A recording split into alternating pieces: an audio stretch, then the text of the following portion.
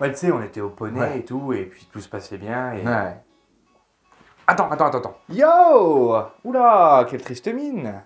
Tu tombes à pic. J'ai exactement ce qu'il te faut. On va parler puissance.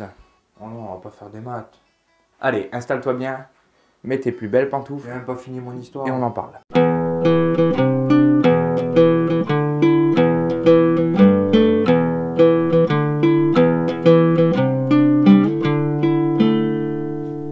Pour bien commencer avec les puissances, un petit starter pack comme j'aime. Premier prérequis, les opérations de base, je sais, je devrais plus le lire. Ensuite, la règle des signes, très importante. Le calcul littéral, on va utiliser que ça. Les puissances numériques vues en quatrième, c'est-à-dire les puissances de 10 et les puissances de 2. Ensuite, le calcul fractionnaire. Dernière chose, son cerveau et bien sûr se détendre, mais tu es déjà détendu. Allez, c'est parti. Prenons un exemple vu déjà en quatrième. On se donne l'expression suivante. Cette expression numérique se lit 3 puissance 4. Le 4 ici signifie que l'on multiplie 3 avec lui-même 4 fois, c'est-à-dire 3 fois 3 fois 3 fois 3. 3 représente la base, 4 représente l'exposant et le tout forme la puissance de 3. Et je le rappelle, on le lit 3 puissance 4 ou 3 exposant 4, c'est pareil. Faisons ça maintenant de manière générale puisqu'on est grand et on va se donner maintenant un nombre A différent de 0.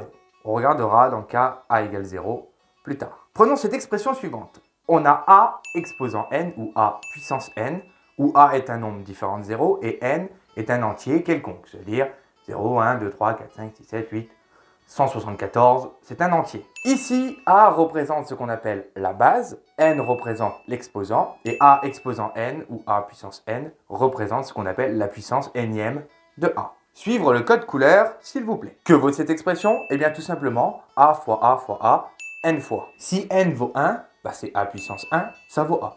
Pour A exposant 2, on dira A au carré, c'est-à-dire A fois A. Pour A exposant 3, on dira, pour aller plus vite, A au cube. Et ça vaut A fois A fois A. Pour A exposant 4, A fois A fois A fois A. Et on va pas tous les faire, hein. C'est bon, vous me faites confiance. Qu'en est-il de A exposant 0?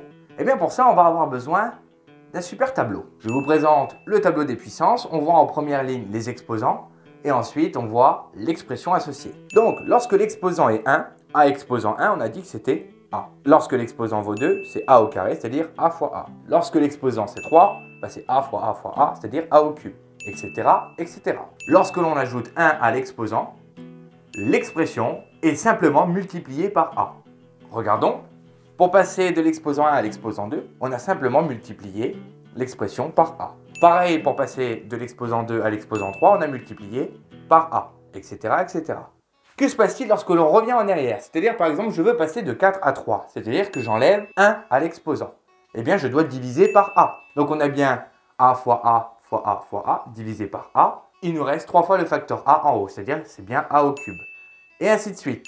Lorsque l'on arrive à l'exposant 1, A exposant 1, je rappelle, ça fait A. On veut savoir ce que vaut l'exposant 0, c'est-à-dire A exposant 0.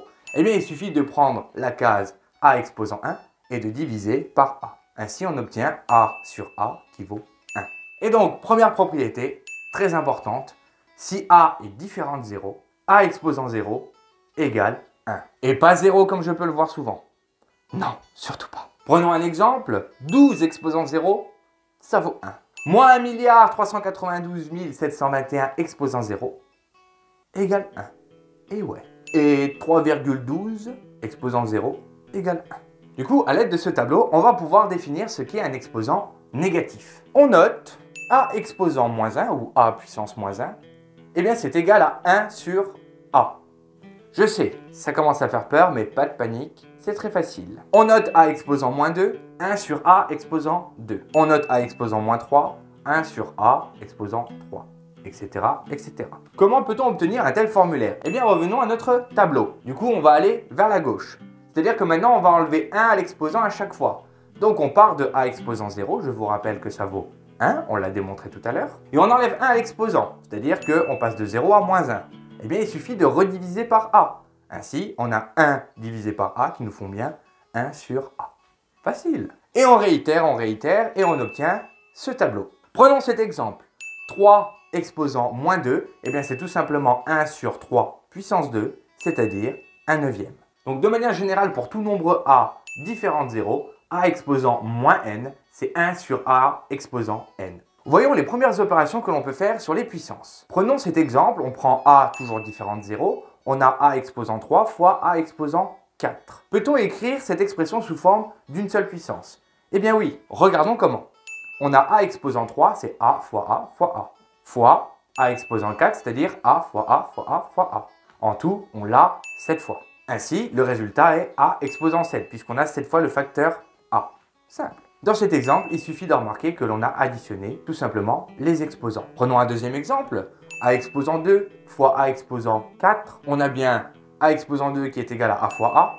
Et on a 4 fois le facteur a pour a exposant 4. En tout, on l'a 6 fois. On additionne bien les exposants.